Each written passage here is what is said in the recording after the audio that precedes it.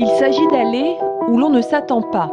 Un vers extrait d'un poème d'André Velter comme point de départ du travail d'une trentaine d'artistes.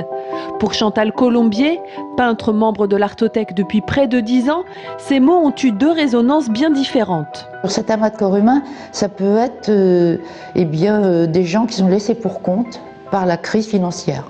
Ils sont agonisants ou ils sont morts. Ce sont des sortes de charniers. Ça peut être aussi des accumulations. Certains me disent que c'est un peu érotique, mes dessins. Enfin, ça pourrait être aussi des sortes d'orgies humaines. Car comme chaque année, l'Artothèque permet en effet à ces artistes de s'exprimer et d'exposer, et au public de découvrir quelques facettes de l'art contemporain qu'on retrouve ici sous différentes formes, de la peinture, de la sculpture, en passant par les mobiliers et même la vidéo. De mettre à disposition l'art contemporain dans ce genre de lieu, je trouve que c'est très enrichissant pour tout le monde, que ce soit les enfants qui viennent ici, que ce soit les parents.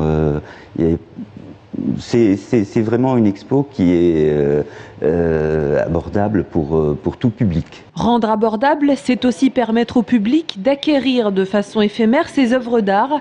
Ainsi, pour quelques dizaines d'euros, chacun peut s'approprier une œuvre durant quelques semaines. Le principe de l'Artothèque, c'est effectivement de favoriser l'accès aux œuvres d'art en permettant au public d'emprunter des œuvres sous la forme d'un forfait de location et de les installer chez eux en rentrant quand ils viennent nous voir.